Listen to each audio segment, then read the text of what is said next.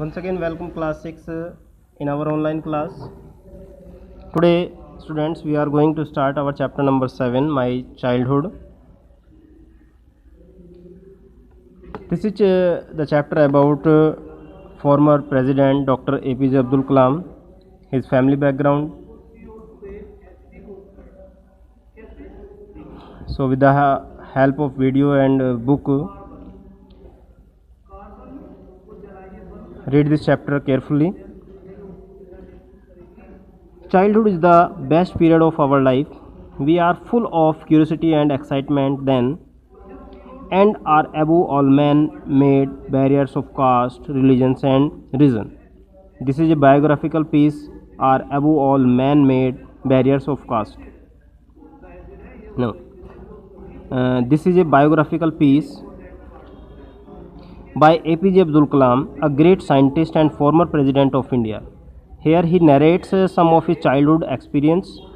We are at once struck by the feelings of secularism and generosity on the part of some people with whom he was associated in his village. As we told, this chapter is about Dr. APJ Abdul Kalam. यहाँ पर बताया गया है कि जो childhood होता है, जो बचपन होता है हमारा, वो हमारे जीवन का सबसे अच्छा काल होता है. हम सबसे ज़्यादा इस समय क्यूरियोसिटी, उत्सुकता में होते हैं, एक्साइटमेंट में होते हैं.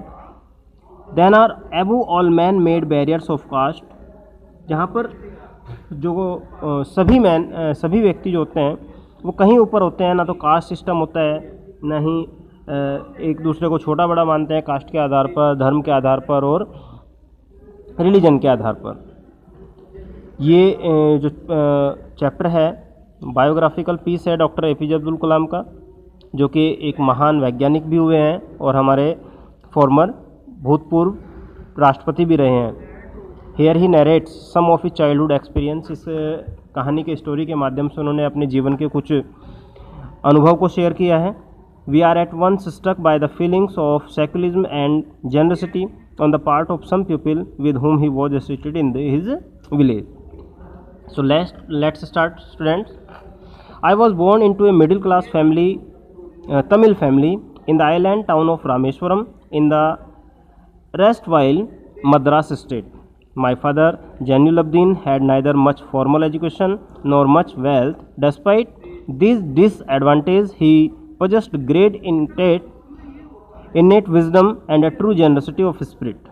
He had an ideal helpmate in my mother, Ashima. I do not recall the exact number of people she fed every day, but I am quite certain that far more outsiders ate with us than all the members of our own family put together. यहाँ पर उन्होंने बताया है बेटे कि जो मेरा जन्म है, डॉक्टर APJ अब्दुल कलाम बता रहे हैं कि तमिल परिवार में रामेश्वरम द्वीप पर, जो कि मद्रास स्टेट में है, उसमें हुआ था. इनके फादर का नाम जैनुलब्दीन था, जो कि अधिक पढ़े लिखे नहीं थे और ना ही परिवार संपन्न था. इन सब डिसएडवांटेज के बावजूद भी उनके परिवार में एक महान परंपरा थी, इंटेट था विजडम, बुद्धिमता एंड जेनरसिटी और विजडम दोनों ही परिवार की आत्माएं थी. He had an ideal helpmate in my mother.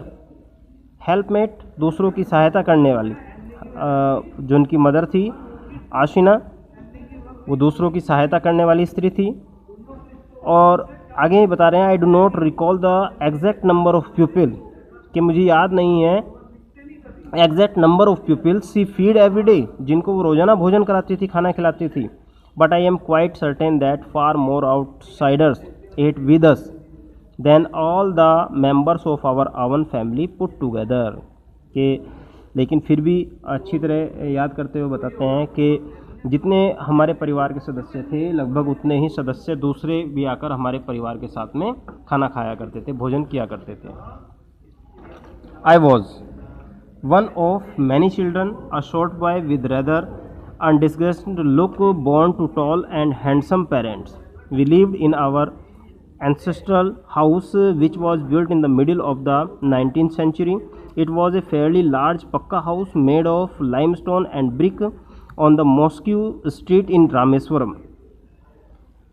अभी बता रहे हैं I was one of many children, यानी कि परिवार में बहुत सारे बच्चे थे, उनमें से एक थे a short boy under height with rather undistinguished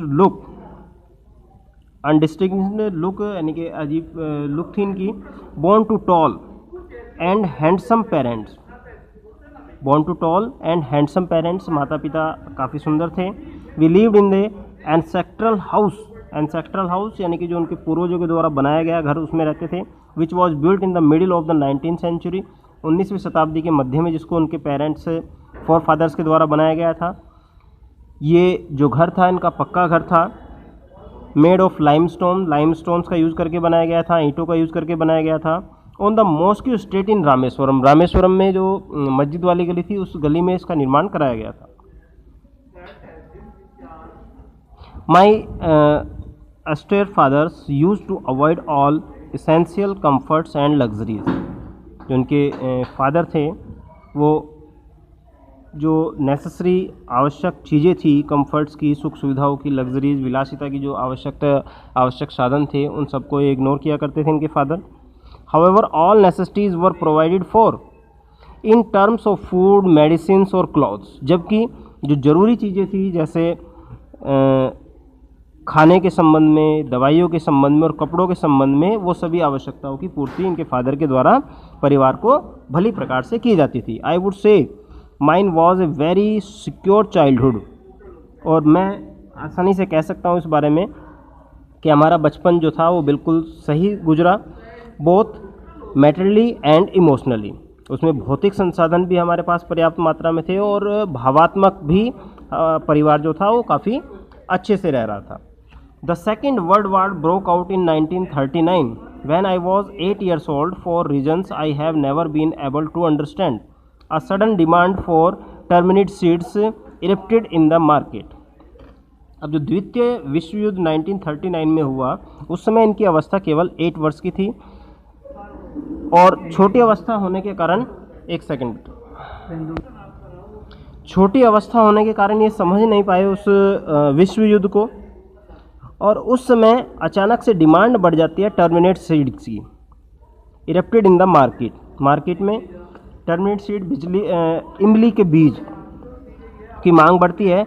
I used to collect the seeds and sell them to a provision shop on mosque street. हमने और इन्होंने क्या किया, टर्मिनेट सीड्स को इकट्ठा करना शुरू किया और वहीं जो पास की प्रोविजन शॉप थी मॉस्को स्ट्रीट में, वहाँ पर बेचना उनको स्टार्ट कर दिया. A day's collection would fetch me the princely sum of 1 anna. एक दिन की बीज इकट्ठा करके सेल करने से उनको उस समय का 1 अन्ना मिल जाया करता था, जो कि काफ़ी अच्छी रकम हुआ करती थी. My brother in law Jalaluddin would tell me stories about the war. इनके जो ब्रदर इन लॉ थे जिनका नाम जलालुद्दीन था, वो इनको कहानियाँ सुनाया करते थे युद्ध से संबंधित, which I would later attempt to trace in the headlines in Dinamani. जो कहानी इनको अगले दिन के अखबार, जो कि उस समय का फेमस अखबार था उस समय का, दीनामणि, उसमें उसकी हेडलाइन में मिल जाया करती थी. आवर एरिया बीइंग आइसोलेटेड, जो हमारा क्षेत्र था आइसोलेटेड था, was completely unaffected by the war. Isolate था यानी कि वॉर से पूर्ण रूप से वो अनअफेक्टेड था. But soon India was force to join the allied force and sometimes like the state of emergency was declared. लेकिन क्या हुआ, जल्दी ही ये हिस्सा भी युद्ध के प्रभाव में आ गया, वहाँ पर भी एमरजेंसी लगा दी गई. The first casualty come in the form of the suspension of the train halt at Rameswaram station. The newspaper now had to be bundled and thrown out from the moving train on the Rameswaram road between Rameswaram and Dhanuskodi. The forced my cousin Shamsuddin, who distributed newspaper in Rameswaram, to look for a helping hand to catch the bundles, and as if naturally I filled the slot. Shamsuddin helped me earn my first wages. Half a century later, I can still feel the surge of pride in earning my own money for the first time.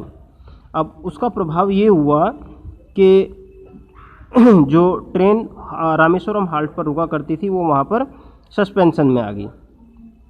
The newspaper now had to be bundled and thrown out from the moving train on the Rameswaram road.